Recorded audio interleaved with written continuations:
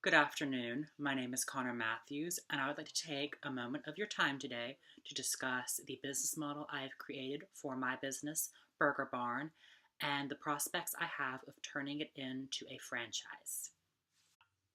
First, I'm going to tell you about the business. I'm going to give you some financial information, some research I've done, and when we're said and done with that, I hope some of you all are interested in joining me in this wonderful opportunity to own a great and innovative franchise.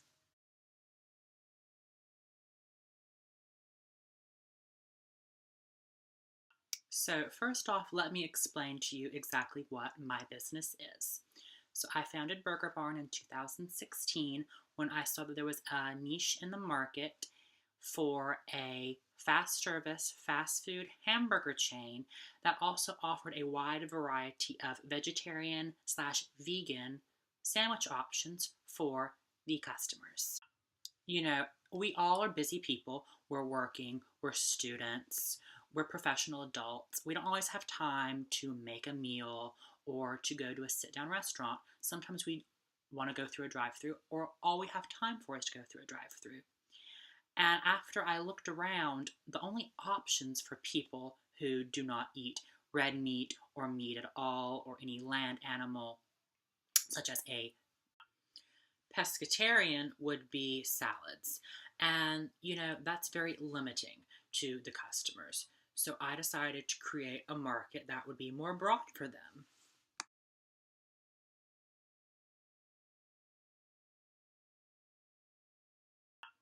So essentially, what I'm doing is I am combining the convenience of fast food with some of the fundamental fast food tools, hamburgers, french fries, that kind of thing, but putting a modern twist on it. Because, in this day and age, everybody's about eating healthy. We're all going to Whole Foods and doing juice cleanses. So there are so many people out there wanting to be healthy. And our main target market, we kind of created three different concepts in our advertising plan to do commercials for.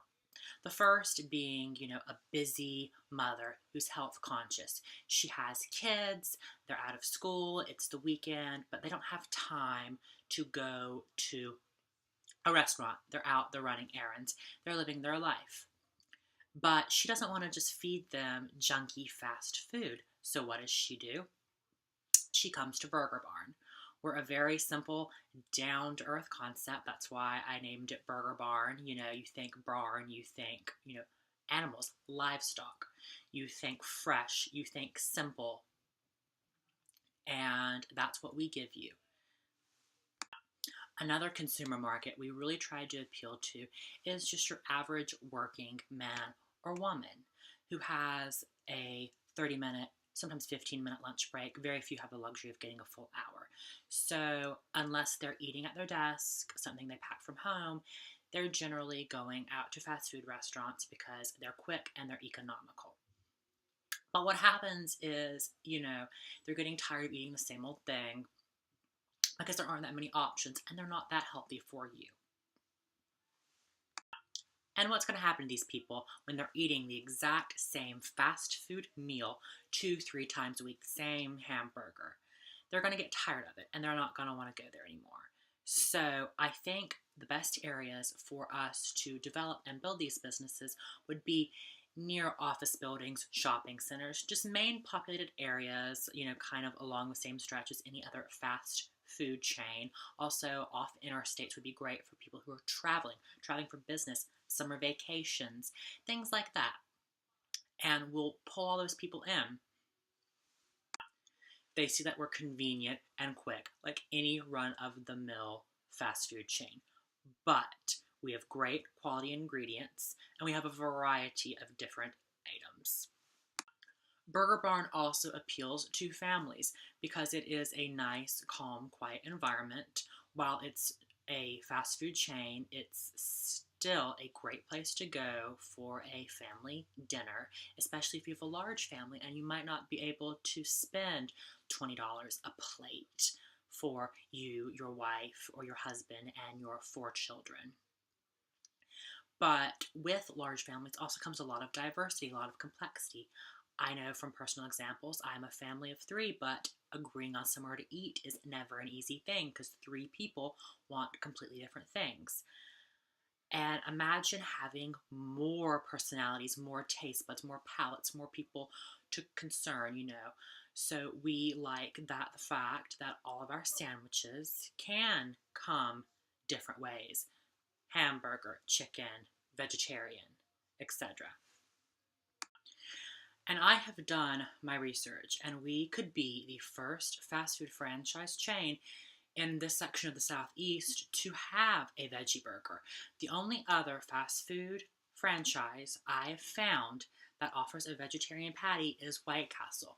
And the nearest White Castles to North Carolina would be either Ohio or Kentucky. So not very close. So it is the perfect plan.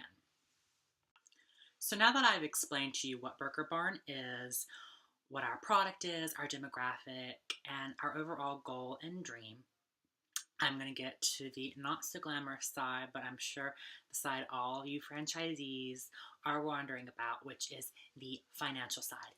How much it costs to run, what you'll make back, what your buy-in is, things like that.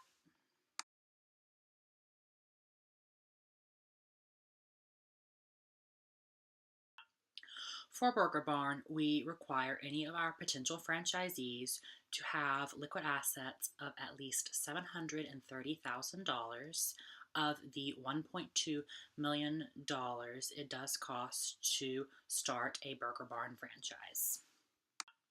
Aside from the liquid assets, of course, you can go several routes for funding: personal loans, bank loans. These fees cover, of course, like I said, the building, commercial grade equipment, training for the staff, as well as marketing fees, initial marketing fees. Of course, you being a franchise, your marketing is included in your monthly franchising fee, which is around 4% of your business's revenue. What you're provided with is all the marketing tools you'll need, as well as commercial advertisement. The average commercial for 2 minutes cost around $3,000, and we've projected 3 different commercial scenarios to appeal to our target market. These will be appearing off of various platforms and channels of cable television, as well as online, through multitudes of areas based on where you open your business: local television as well as non-basic cable, so more high up channels. So now I'm going to tell you about funding, and if you decide to take on one of our franchises, what you should expect for revenue within the first year or so.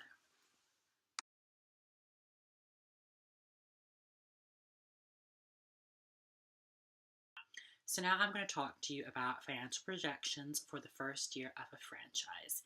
Based on a typical franchise having around 18 employees, that includes full-time, the owner's salary, and part-time employees, you should be spending on payroll, that includes salaries, taxes, and benefits, around $257,000. Total operating expenses for the year, that includes all excess things that you need to running the business, should total around $31,400. Income before other expenses is around $252,000. Your net income before expenses is around $226,835. And a net profit of $177,841. And all of that is based on the financial spreadsheet for the franchise. That is showing a very positive return in the net profit region, because according to entrepreneur.com, 51.5% of food franchises earn a profit of less than $50,000 a year roughly. Only the top 7% earned $250,000. So you are projected to be in between the top 7% and the bottom 51%. I hope I've created some excitement amongst you all, and I hope I've interested you in becoming franchisees to the Burger Barn franchise. I would like to open the floor to any questions or comments, and I thank you all for your time and consideration, and have a nice day.